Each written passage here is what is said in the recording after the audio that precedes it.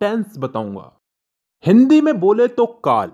ये इंग्लिश का एक ऐसा टॉपिक है जो मेरे हिसाब से आज भी एक समस्या बना हुआ है बहुत से स्टूडेंट्स के लिए, क्योंकि टीचर्स तो इसको पढ़ाने के लिए पढ़ाते हैं लेकिन स्टूडेंट इसको समझने की बजाय रट्टा मारने लग जाते हैं। लेकिन उसकी भी एक वजह है जी, क्योंकि हमें समझ में नहीं आता और हम क्वेश्चन नहीं करते। और दूसरी सबसे बड़ी वजह यह है कि हम इस चीज को डेली लाइफ में यूज नहीं करते। अगर आप मेरी वीडियो देखने के बाद भी अगर इस चीज को छोटी छोटी चीजों में, अपनी छोटी छोटी दिन की छोटी छोटी बातों में अगर इसको यूज नहीं करते तो कोई मतलब नहीं है, वीडियो अभी बंद कर दो। तो दोस्तों सबसे पहले तो टेंस यानी कि काल।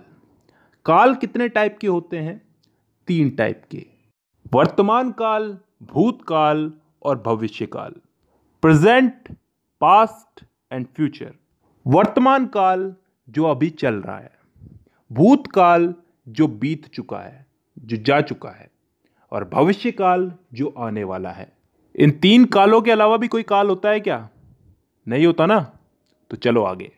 अब वर्तमान काल यानी कि प्रेजेंट टेंस, भूतकाल यानी कि पास्ट टेंस और भविष्य काल यानी कि फ्यूचर टेंस, इन तीनों को 4 हिस्सों में बांटा गया है।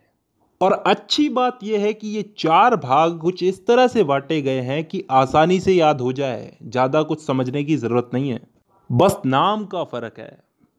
वो आगे समझ में आएगा। अगर एक चीज समझ में आ गई तो बाकी चीजें भी समझ में आ जाएगी धीरे धीरे।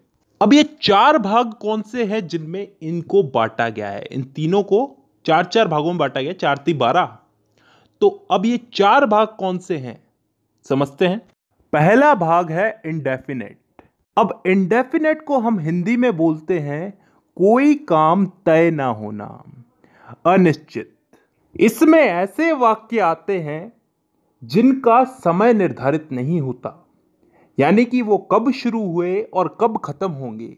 जैसे मैं फुटबॉल खेलता हूं, आई प्ले फुटबॉल। कब से खेलता हूं, कब तक खेलूंगा, पता नहीं। मैं हिंदी बोलता हूं, कब से बोलता हूं, कब तक बोलूंगा, पता नहीं। I speak Hindi. मतलब ऐसे वाक्यों में हमको समय का पता नहीं है, यानी कि डिफाइन नहीं है समय यहां पे, और तभी हम इसको बोलते हैं इंडेफिनेट टेंस। अब चलते हैं दूसरे भाग की तरफ, कंटिन्यूअस टेंस। कंटिन्यूअस को हम हिंदी में बोलते हैं चलते रहना, जारी रहना कोई काम। इस भाग के अंदर भी हमें काम कब शुरू हुआ कब खत्म होगा इसका मालूम नहीं, लेकिन इसमें काम चल रहा है इतना हमें मालूम है।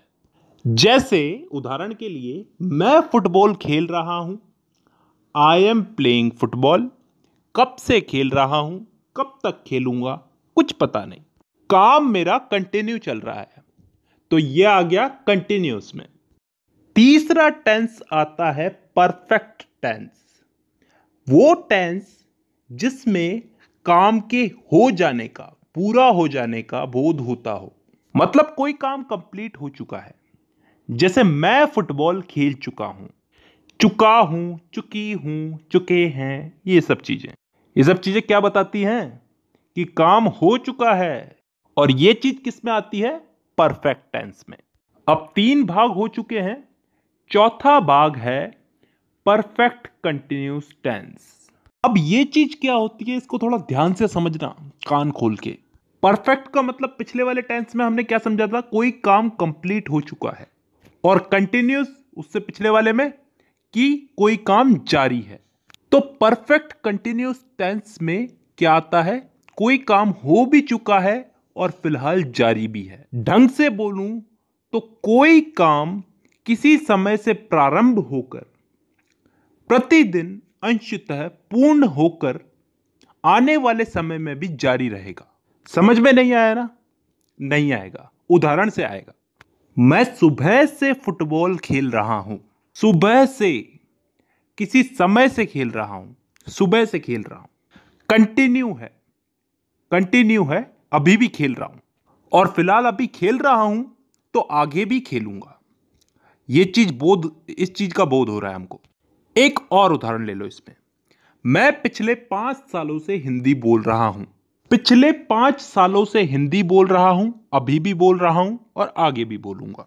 तो ऐसे वाक्य किस टेंस में आते हैं? परफेक्ट कंटिन्यूअस टेंस में। तो दोस्तों यहां पे हम लोगों ने चारों भाग समझ लिए। एक बार वापस रिपीट कर देता हूं। Indefinite tense, continuous tense, perfect tense, perfect continuous tense. Indefinite में वो वाक्य आते हैं जिनका टाइम डिफाइन नहीं होता, निश्चित नहीं होता, कब शुरू हुए कब खत्म होंगे। कंटिन्यूअस टेंस में वो वाक्य आते हैं जिनमें काम चल रहा है, जारी है, कंटिन्यू है। इसमें भी काम कब चालू हुआ कब खत्म होगा इसका हमें पता नहीं है।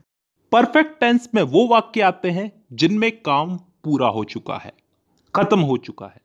और लास्ट है परफेक्ट कंटिन्यूअस टेंस, जिसमें कोई काम किसी समय से शुरू हुआ, पूर्ण हो चुका है और आगे आने वाले समय में जारी रहने का बोध होता है।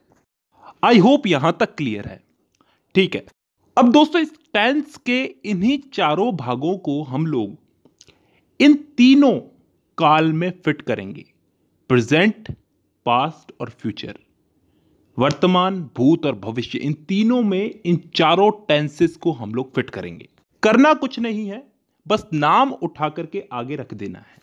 जैसे प्रेजेंट का present indefinite, present continuous, present perfect, present perfect continuous.